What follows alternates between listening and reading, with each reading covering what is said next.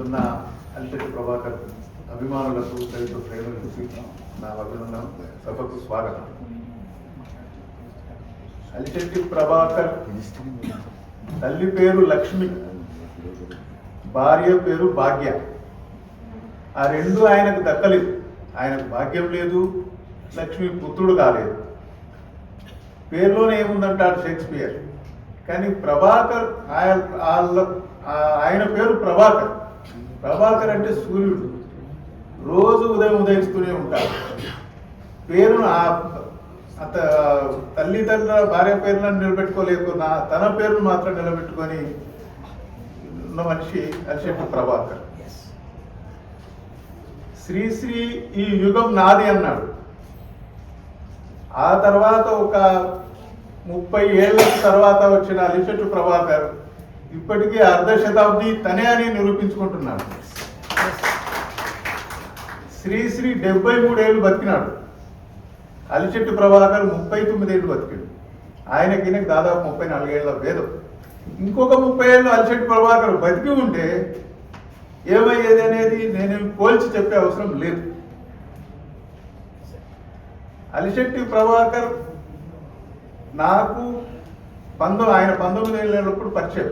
నేను ఈ మిత్రులు అశోక్ కానీ భూషణం కానీ వీళ్ళంతా కలిసి అక్కడ సాహిత్య జీవితాన్ని నడిపేది.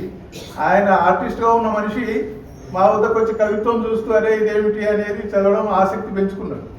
19 తర్వాత 39 ఏళ్ళు, ఆ 20 ఏళ్ల కాలము ఒక మునిలాగా, ఒక తపస్విలాగా 19 ఏళ్లకు జీవితం టర్న్ అయిందంటే మిగిలిన 20 ఏళ్ళు సాహిత్యానికి, కవిత్వానికి అంకితం చేసి వేరే ఏది పట్టించుకోలేదు. దానివల్ల ఆయన చాలా కష్ట నష్టాలు పడ్డాడు. ఆస్తులు పోగొట్టుకున్నాడు, ఆరోగ్యం పోగొట్టుకున్నాడు, కుటుంబానికి ఏం మిగిలేదు. ఆ రకంగా ప్రభాకర్ కవిత్వం సాగింది. ప్రభాకర్ కవిత్వం ఇంత గాఢత ఉండడానికి కారణము అదే. ఆయన పూర్తిగా దానికి రాత్రి పడుకోవడం అంటే ఆయన ఎప్పుడో 1-2-3 గంటలు పడుకునేది. పొద్దున లేసేది, చాలా లేటుగా లేసేది. రాత్రంతా రాస్తూనే ఉండేది, తప్పించేది. తర్వాత ఆయన చూపు సామాన్యుడి మీద, జగిత్యాలలో పుట్టి పెరిగింది కాబట్టి, జగిత్యాల రేతయాత్ర ప్రభావం కూడా ఉంది కాబట్టి, అక్కడి దురలతత్వము, దౌర్జన్యము, పీడనం చూసినాడు కాబట్టి యువత, పేదరికము, కష్టజీవి, మహిళ, స్త్రీ అసహాయత మీద చాలా వేదన పడేవాడు. చూసి దారిట పోతున్నా కానీ ఆయన నడుస్తూ ఎదుటోని చూసి కవితలు చెప్పిన సందర్భాలు ఉన్నాయి. అంత రెస్పాండింగ్ అన్నట్టు అంత వచ్చేది. ఆ రకంగా రాయగలిగే మనిషి. అయితే ఆయన ఆర్టిస్ట్ రావడం వల్ల కవితా చిత్రాలు వేసిండు. 1989 ఆ ప్రాంతంలో కరీంనగర్కి వచ్చిండు. కరీంనగర్కి వచ్చి కవితా చిత్రాలు వేసిండు. కవితా చిత్రాలు ప్రదర్శన మెల్లమెల్ల మొదలైపోయినాక ఆదివారం అనే పత్రికలో ఎప్పుడు ఒక పేజీ వేసేది ఆ బొమ్మతో. అప్పుడు వచ్చేది.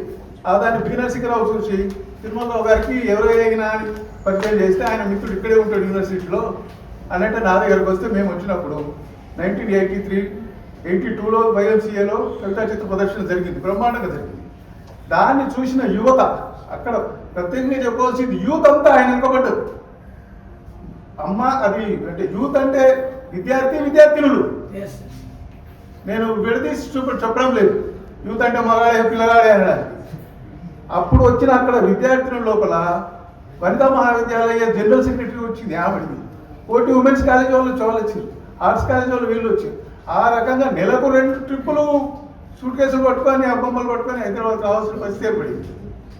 అప్పుడు ఇక్కడ హైదరాబాద్లో సెటిల్ అయితే బాగుంటుంది కదా అన్నట్టు ఇక్కడికి వచ్చిండు. ఏదైనా మామూలు ప్రతి అడుగు ఆయన ఇప్పుడు ఎవరో లౌక్యం తెలియదంగా చూడు. ఆ లౌక్యం తెలవకపోవడం వల్ల ఆయన కవిత్వం అంతా పండింది. లౌక్యం తెలిసిన రాయలేడు అసలు. ఆ రకంగా మీకు చిత్రం చెప్పారంటే ప్రభాకర్ ఇట్లా 5 కిలోల బియ్యం కూడా ఉండేది కాదు. చాలా మంది బియ్యం, కొత్త బియ్యం కాగానే తక్కువ ధర దొరుకుతారా ఉంచుకుందాము 4 పిట్టలు కొనిపెట్టుకుంటారు ఊళ్ళో అయితే. ఆయనకు లేకుంటే ఏమవుతుందయా అనే రకం మనిషి. హైదరాబాద్ వచ్చినాక చాలా కష్టాలు పడ్డాడు. ఆ సిగరెట్ తాగడం వల్ల వివృత్తిలోకి వచ్చి పెళ్ళికన్నా ముందే వచ్చింది. నిలబడి మేమంతా ఆయన మర్చిపోయినా కానీ గుడ్డి జేబులు పెట్టుకొని తిరిగేది. ఇంజక్షన్లు అప్పుడప్పుడు ఎక్కడో ఆరోగ్యం కనిపిస్తే తీసుకోపోయి ఇప్పించేది.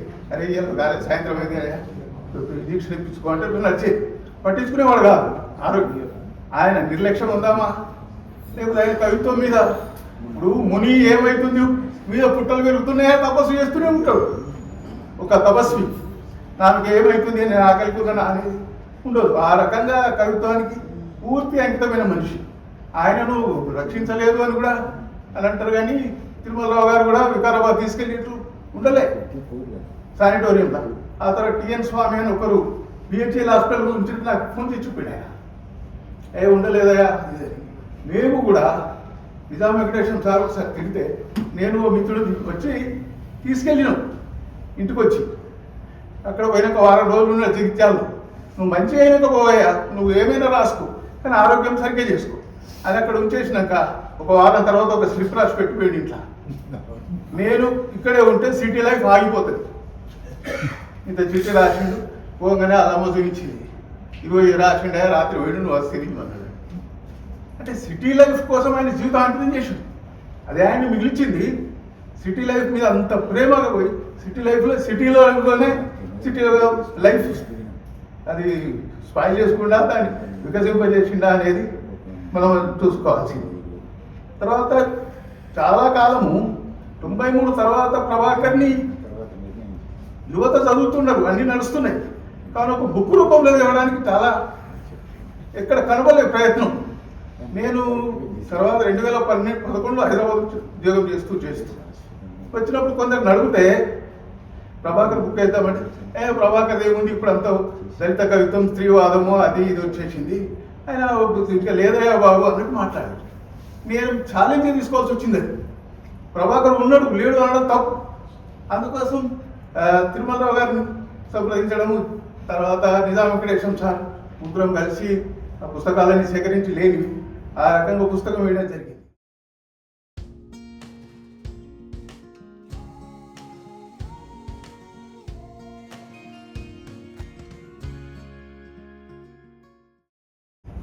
ఆ పుస్తకం ఒక ఫీనిక్స్ లాగా ప్రభాకర్ అల్జెట్ ప్రభాకర్ వాళ్ళు యాక్సెప్ట్ చేస్తారు పిల్లలే.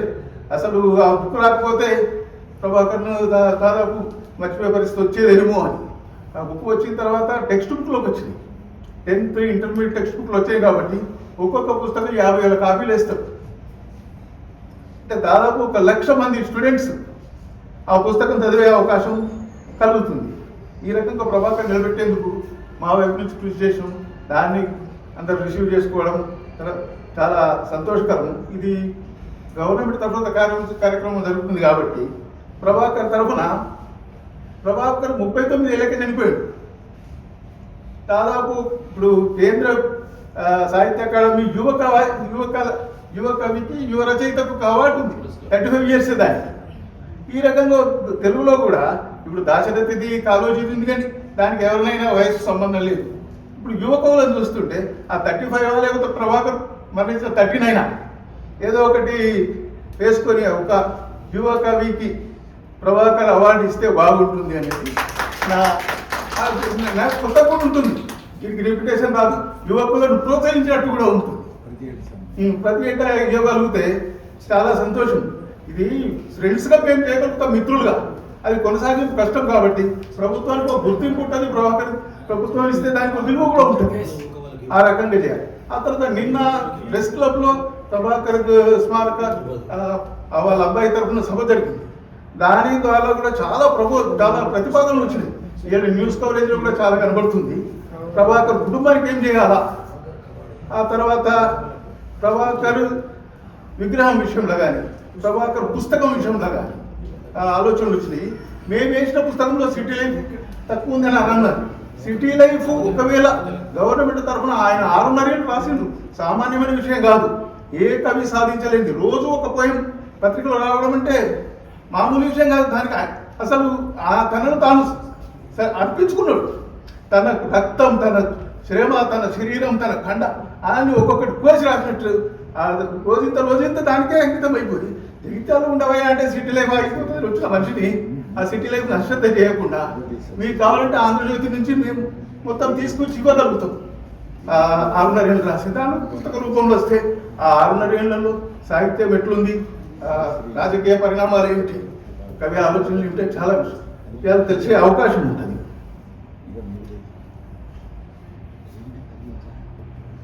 ఈ రకంగా ఈ అవకాశం ఇచ్చిన పెద్దలకి సభకి నా నమస్కారం ఇస్తున్నాను.